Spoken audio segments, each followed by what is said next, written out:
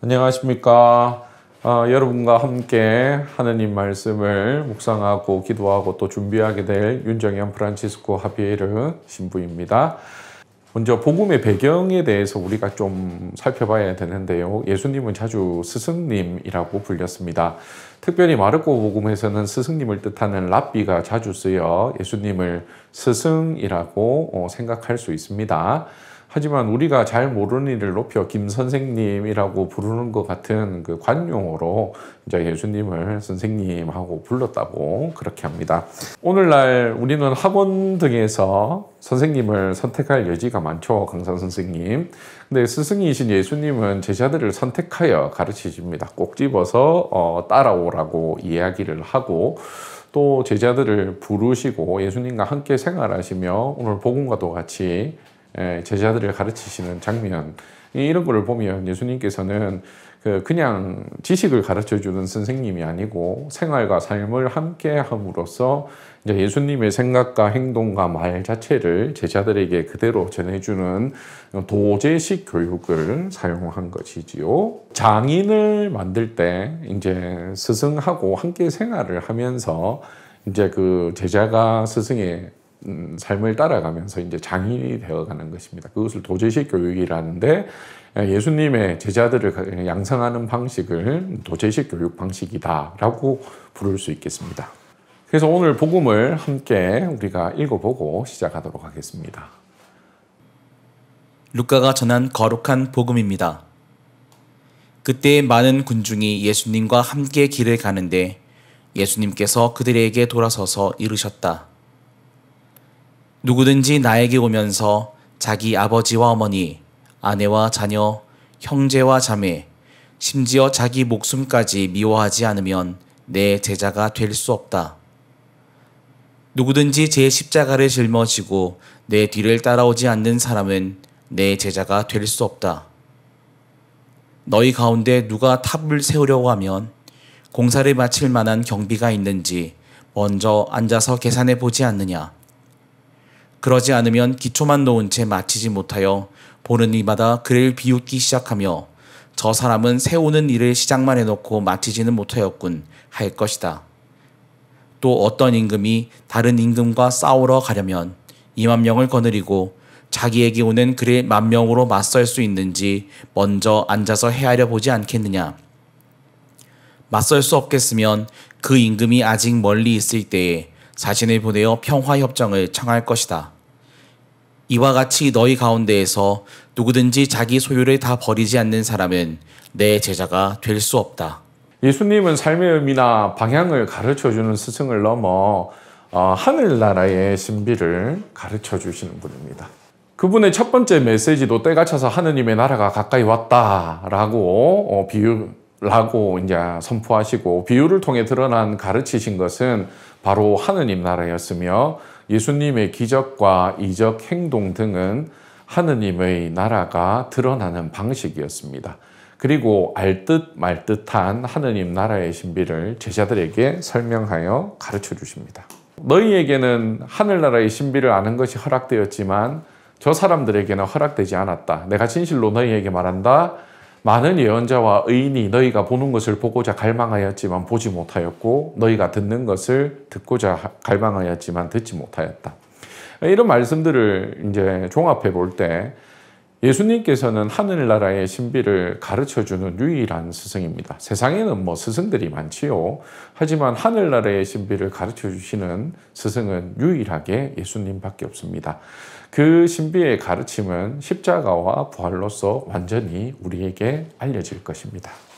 복음서에서는 예수님을 따라다니는 수많은 무리를 군중이라고 얘기합니다. 그 가운데에서 예수님으로부터 부름을 받고 예수님의 뒤를 따른 이들을 제자라고 부르지요. 그래서 복음서에서는 두 그룹이 있었다. 군중, 예수님을 따라다닌 사람.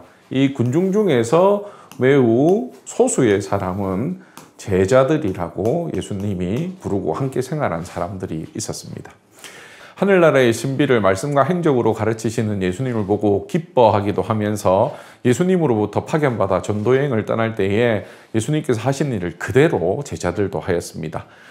다른 한편 이해받지 못하고 박해를 받아 피하는 예수님을 보면서 쓰리쓴만도 보았을 것입니다. 우리 주일학교 교리선생님들도 마찬가지죠. 어떨 때는 예수님의 얘기를 전하면서 매우 기뻐하다가도 또 아이들이 말도 안 듣고 막 힘들고 그러면 이거 괜히 했다 하면서 그 쓰리쓴 맛을 우리가 보기도 합니다. 예수님은 제자들에게 하늘나라의 신비를 직접적으로 다 가르쳐 주었지만 그 예수님의 제자들은 예수님을 다 믿지 못하여 예수님이 하는 말씀과 행동에 매우 놀라기도 하고 또 다 이해하지 못하여 예수님으로부터 타박을 듣기도 합니다. 그래서 마르코복음 8장 21절에는 너희는 아직도 깨닫지 못하느냐, 그 수많은 일들을 보고 수많은 얘기를 듣고 나서도 아직도 깨닫지 못하느냐라는 타박을 듣게 되죠. 그리고 요한복음 6장에 빵을 많이 한 기적 마지막에 예수님을 믿지 못하여 제자들이 막 떠나갔을 때 예수님께서 제자들에게 물으시지요. 너희도 떠나고 싶으냐? 그런데 그 예수님의 물음에 제자들은 예수님을 굳게 믿는다는 고백을 합니다. 그래서 예수님의 제자가 된다는 것은 강압에 의한 것, 강요에 의한 것이 아니라 자유롭게 예수님의 뒤를 따르겠다고 선택하는 것이지요. 이러한 신앙 고백은 단단한 것이 아니어서 십자가의 순간에는 제자들이 모두 도망가 버립니다. 그래서 십자가는 외로운 스승님 이제 홀로 남겨두게 되지요. 이렇듯 예수님에 대한 이해하지 못함, 그 다음에 믿음의 자금은 부활과 성령 강림을 겪으면서 이제 예수님을 온전히 이해하고 예수님을 온전히 선포하는 사도로 거듭나게 됩니다. 그래서 군중에서 제자가 되고 이제 십자가와 부활을 통해서 사도로 이제 거듭나게 되는 것이지요.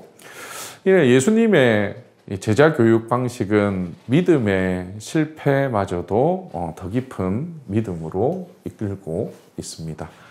그래서 우리 또한 마찬가지입니다. 이제 예수님을 믿기 어렵고 힘든 것들이 있는데 그것이 지나고 기도하고 다시 예수님을 만나게 되면서 더 깊이 예수님을 사랑하게 되는 거죠. 그래서 그때는 이해하지 못하고 믿지 못했던 것들에 대해서 부활을 통해서 우리는 더 깊은 믿음을 지닌 그 제자들로 거듭나게 됩니다. 그래서 이렇게 예수님을 온전히 이해하고 이제 제자에서 사도로 변환된 사람들은 이제 예수님에 대해서 온전히 증언하지요. 요한이 보낸 첫째 편지의 1장 1절에는 처음부터 있어온 것, 우리가 들은 것, 우리 눈으로 본 것, 우리가 살펴보고 우리 손으로 만져본 것, 이 생명의 말씀에 관하여 말하고자 합니다. 라고 우리에게 전하고 있습니다. 다시 오늘 복음으로 조금 돌아가면 예수님은 3번씩이나 내 제자가 될 수 없다 라고 이야기를 하지요. 함께 읽어보면 누구든지 나에게 오면서 자기 아버지와 어머니, 아내와 자녀, 형제와 자매, 심지어 자기 목숨까지 미워하지 않으면 내 제자가 될 수 없다. 누구든지 제 십자가를 짊어지고 내 뒤를 따라오지 않는 사람은 내 제자가 될 수 없다. 이와 같이 너희 가운데서 누구든지 자기 소유를 다 버리지 않는 사람은 내 제자가 될 수 없다라고 얘기합니다. 그래서 3번이나 이렇게 제자가 될 수 없다.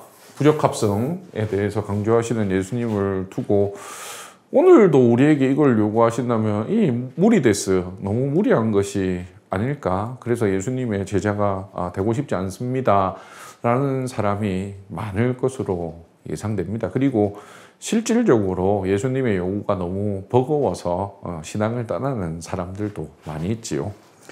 이러한 예수님의 요구를 조금 더 우리가 깊이 들여다보면 루카복음 10장 26절은 그 예수님이 가족이나 자기 자신을 미워하라는 요구입니까?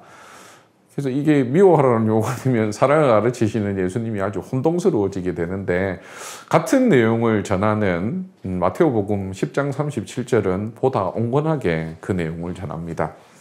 여기에서도 적힌 것 같이 더 사랑하는 사람, 그 다음에 이것이 다른 표현, 마테오복음에서는 더 사랑하는 사람이라고 했지만 루카복음에서는 미워하지 않으면 이라는 표현으로 바뀌는 것이죠. 그래서 이것이 표현의 문제, 그래서 덜 사랑하다라는 표현을 미워하지 않으면이라고 셈족 언어의 표현 방식을 이제 사용하게 됩니다. 그러나 이 근본적인 의미는 자기 자신이나 가족을 미워하라는 얘기가 아니라 예수님을 더 사랑해야 한다라는 의미가 되겠죠. 신부님이나 수녀님이 되려는 이들 중에 가족의 만류가 있는데 이러한 반대와 난관을 듣고 예수님을 따르는 분들이 많이 있습니다. 예수님은 당신의 제자가 되기 위해 끊어내기 힘든 인연마저 이제 끊어내는 경우들을 우리는 신부님, 수녀님을 통해서 많이 볼 수 있지요. 복음서에도 그럽니다. 예수님의 첫 제자들도 그들은 아버지 제베데오를 사꾼들과 함께 배에 버려두고 그분을 따라 나섰다라는 이야기를 하지요. 예수님을 당신의 뒤를 따라오되 자신의 십자가를 지고 따라오라고 말씀하십니다. 예, 네, 네. 예수님께서는 당신의 뒤를 따라오되 자신의 십자가를 지고 따라오라고 말씀하시지요. 많은 이들이 자기가 지고 가는 짐을 벗어버리고 위로를 받으려고 성당에 오고 믿는데 예수님은 오히려 무겁기만 한 자신의 십자가를 지고 따르라고 요구하십니다. 우리 모두는 자신의 십자가가 버겁기만 하고 또 그 십자가를 지고 가기는 매우 두렵습니다. 자신의 십자가는 보고 싶지 않고 또 내팽겨치고 싶을 때가 많기 때문입니다. 하지만 예수님은 그 십자가를 지고 당신의 뒤를 따르라고 하는 것은 십자가가 온전히 하느님의 지혜를 드러내기 때문입니다. 그래서 고린토전서 1장 22절에서 23절을 읽어보면 유다인들은 표징을 요구하고 그리스도인들은 지혜를 찾습니다. 그러나 우리는 십자가에 못 박히신 그리스도를 선포합니다.